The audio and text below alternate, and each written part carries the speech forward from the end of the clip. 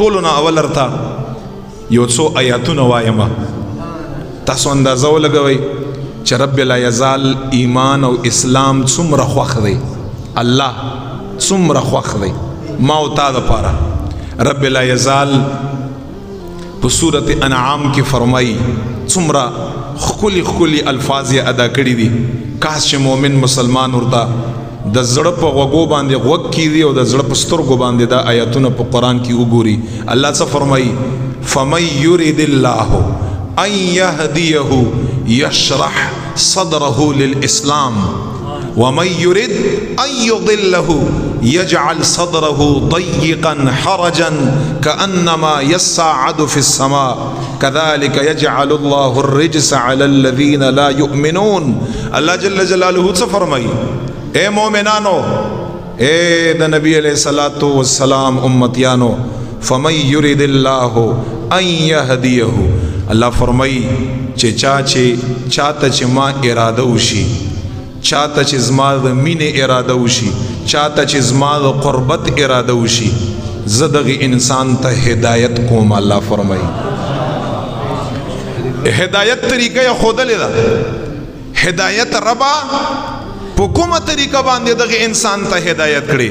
الله فرمایي یشرح صدره للاسلام، د دغه انسان زړه او سینه د اسلام د پاره ز کولاو کړم. الله فرمایي څنګه کولاو کړم؟ آیا دغه سي په لاس باندې کولاو کړي؟ نه، کولاوېدو مقصد دا دی چې دغه انسان په زړه کې د ایمان د اسلام مینه واچوم، په اسلام باندې ورته عمل آسان کړم، په دغه اسلام دروازه او په دغه اسلام طریقه باندې ورته هدایت نصیب شي. الله فرمایي هغې نه پس زه خپل قربتونه مور کوم او خپل محبتونه مور کوم. الله جل جلاله فرمایي نن وګوره چې تعالی تا اسلام سره مینه ده که نه، دا خدای پاک ستا د سینه کولاو کړې ده. الله قرآن کې فرمایي یشرح صدره للاسلام، او بیا فرمایي ومن یرد ان یضله یجعل صدره ضیقا حرجا.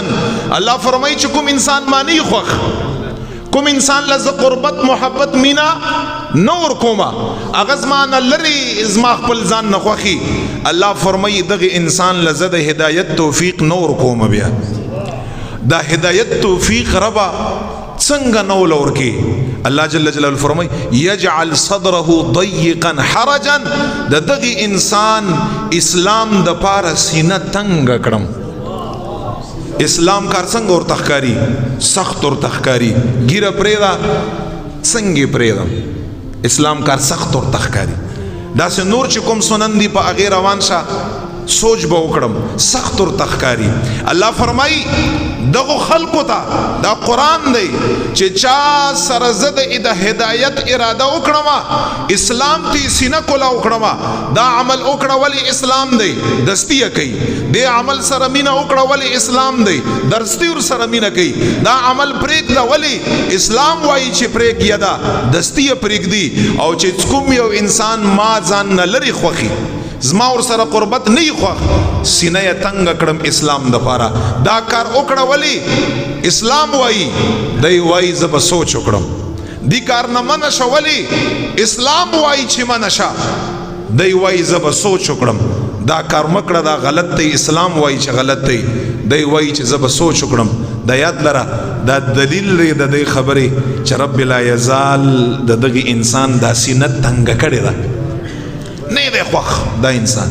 نو په ځان باندې یریدل پکار دی چې اسلام سره د مینه ده، اسلام ته د سینه کولاو ده. چا چې اسلام ته سینه کولاو ده رب ورته هدایت دی، چاته چې رب هدایت دی رب ور سره مینه او قربت دی. او چا چې اسلام سره مینه نشتا، ایمان سره مینه نشتا، دا نعمت ورته نعمت نخکاری. قرآن کریم دی دې ته رب هدایت نکا، رب چاته هدایت نکا.